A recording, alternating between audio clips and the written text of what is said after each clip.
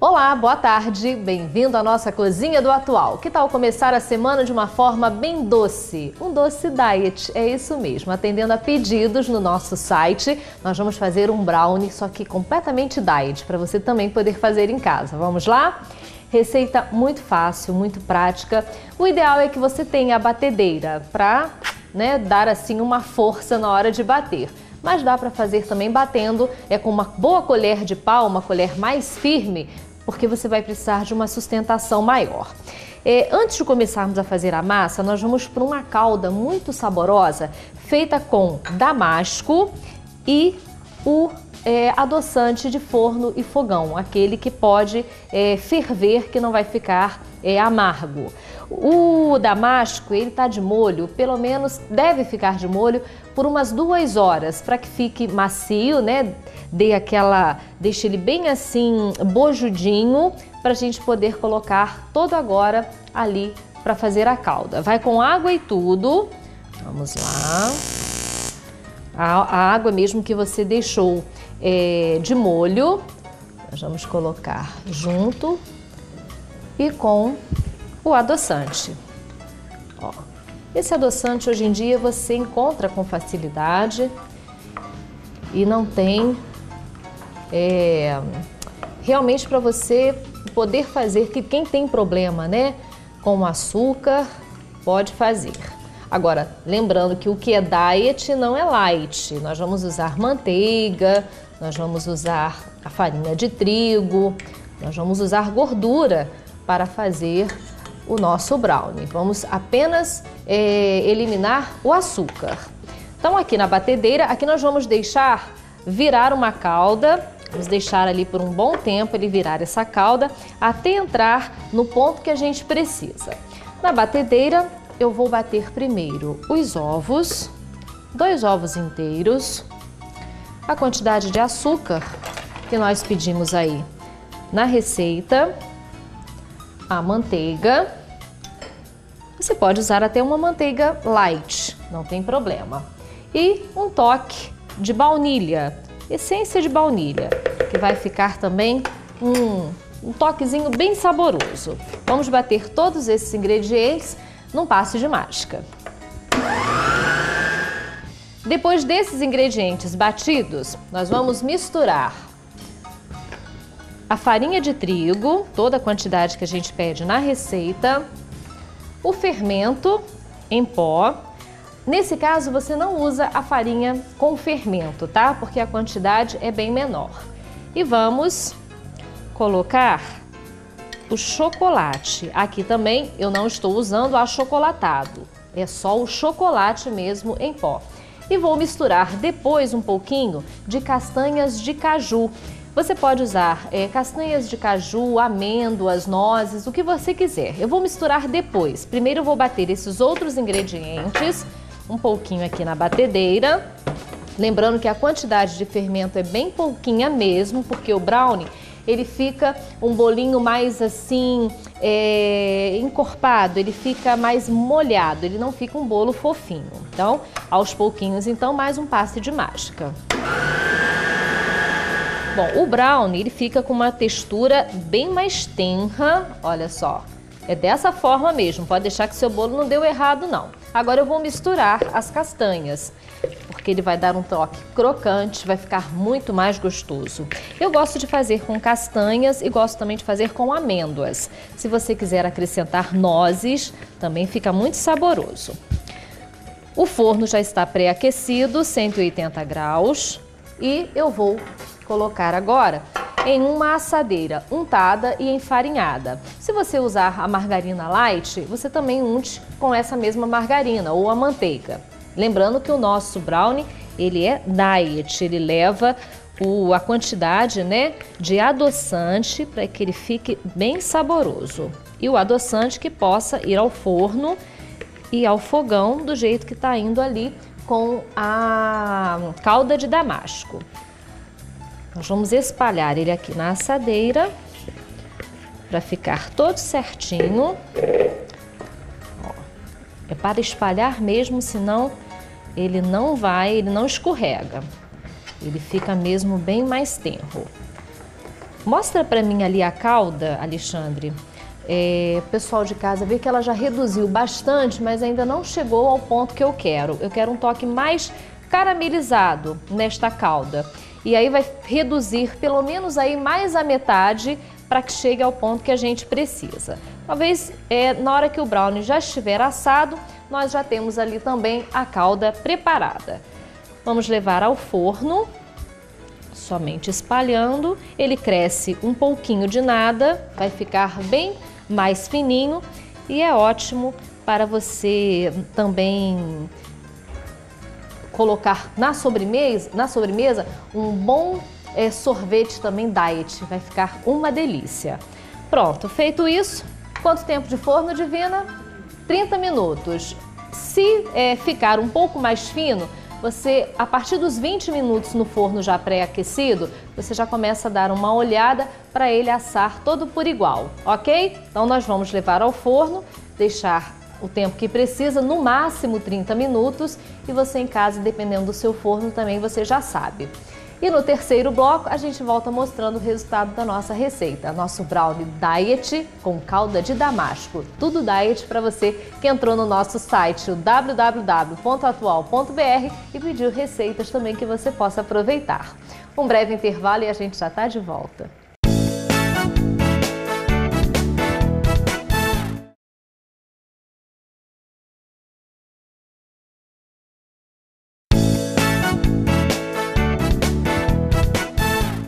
O Atual está de volta e nós estamos numa semana muito especial, a Semana da Amamentação. Por isso nós convidamos a doutora Eunice do Amaral, que é pediatra e vai dar altas dicas sobre esse assunto. Boa tarde, doutora Eunice. Tarde. Que bom tê-la aqui novamente no programa. Obrigada.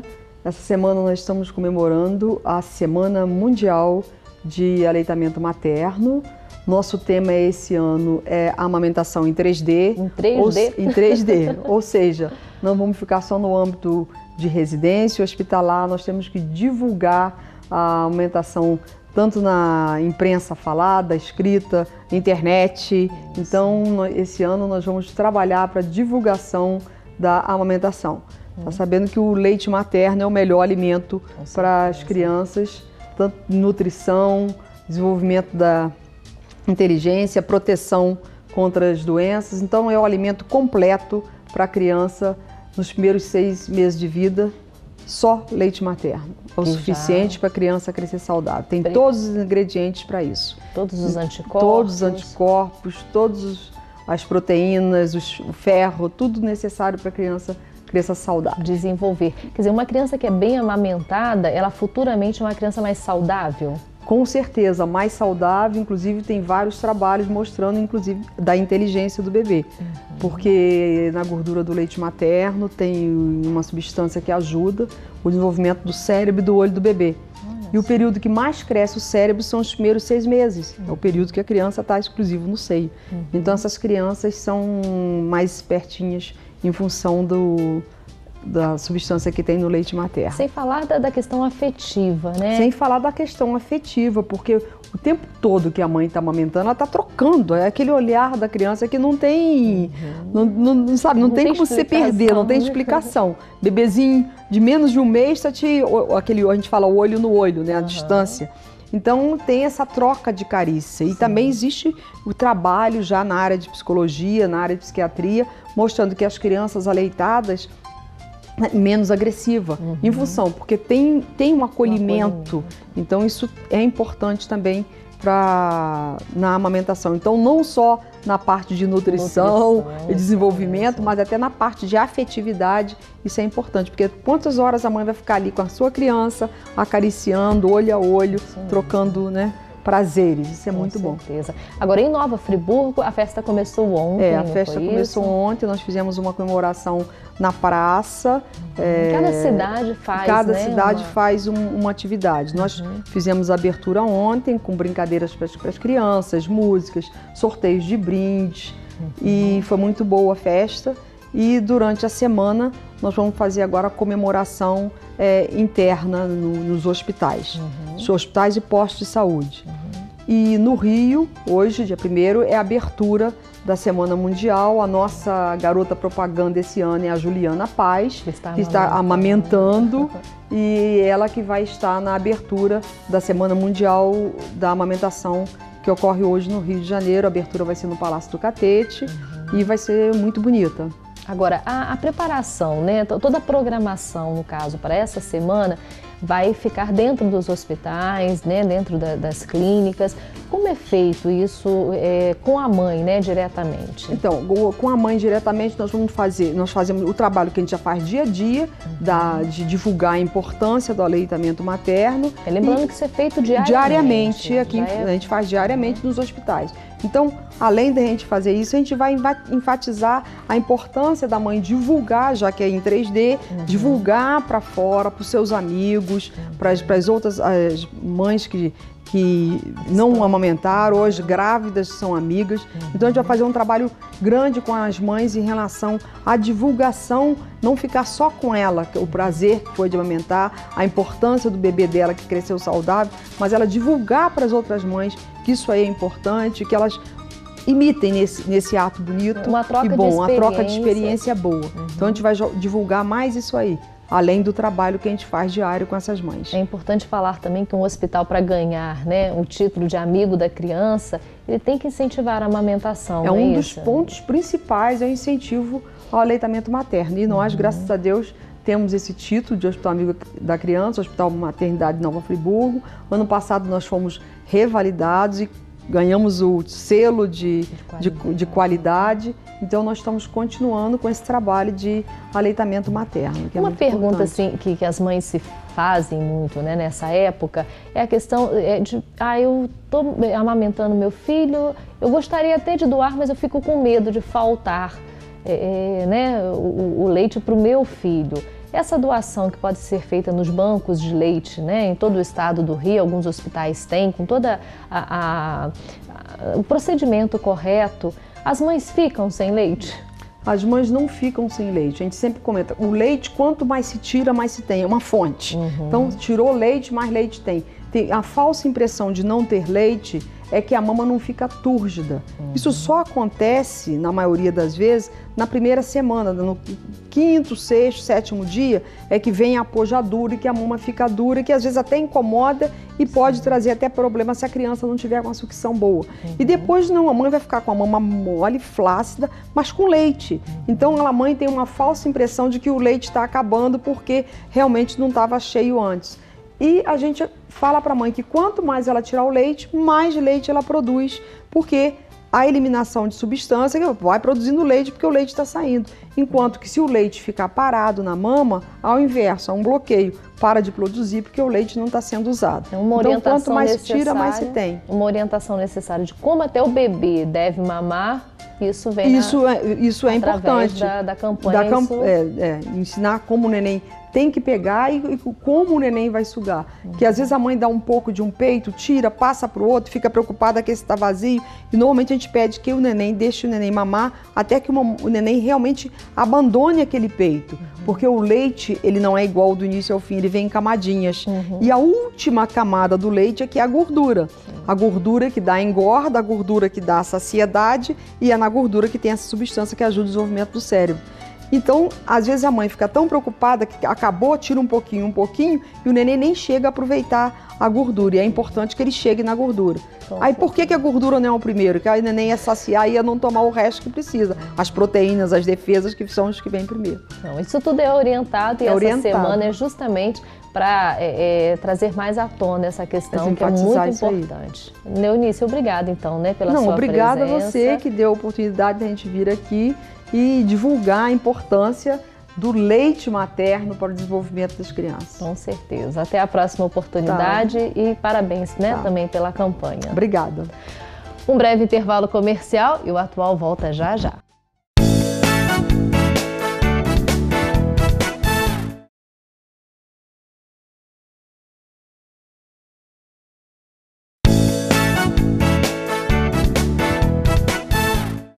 O Atual está de volta com o resultado da receita de hoje. Já está na mesa e pode fazer que fica muito saboroso. Lembrando que é um brownie diet Você pode aliviar também nas gorduras, né? Usando manteiga, margarina também light, que vão diminuindo um pouquinho as calorias. A calda de damasco, você lembra que a gente deixou na água de molho, colocamos depois para virar uma calda e depois você bate no liquidificador e ela fica, ó, assim, com esse jeitinho de purê de damasco. Lembrando também que a nossa calda nós usamos adoçante, aquele adoçante que vai ao forno, que vai ao fogão sem problema nenhum. Pode fazer que dá certo. Entre no nosso site, que é o atual.tv.br, atendendo, né, a pedidos dos nossos telespectadores no site, para a gente fazer também umas receitas de vez em quando, diet e light. Tá aí, uma delícia para você aproveitar bem a semana. E agora o Atual não para por aqui, tem mais para você. Depois de mais uma delícia na nossa cozinha, nós vamos falar um pouquinho de pele. Convidamos a doutora Solange Gonçalves, nossa dermatologista, para falar de um assunto que às vezes você não sabe que tem, mas tem: herpes. Não é isso, Solange? É complicada essa situação e quando você me falou dos dados, aí você fica mesmo, puxa vida, acontece com todo mundo, às vezes com a gente não sabe. O que é a herpes? A herpes é uma doença virótica, é um vírus que a gente adquire. Você pega com outro, você não nasce com esse vírus. Não é hereditário? Não é hereditário, não pode pegar dentro da barriga da mãe, nada disso. Você pega no seu ambiente. Como é um vírus muito difundido no mundo inteiro, cerca de metade da população mundial tem o vírus da herpes. E aí ele vai se propagando. Você pega o herpes em contato com o beijo, em contato com o batom, em contato com a toalha que alguém se enxugou, você vai se enxugar também. No dia a dia, se alguém tem herpes em casa, acaba contraindo o vírus, não contraindo a doença.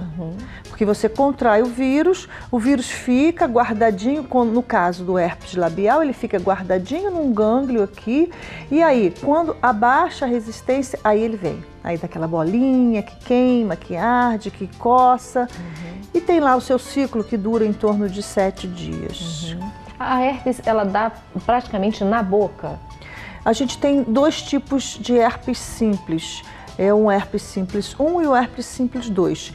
O herpes simples 1, ele costuma dar na região da boca, na mucosa oral e nessa regiãozinha, o mais comum mesmo, né? Pode dar em outra região do rosto.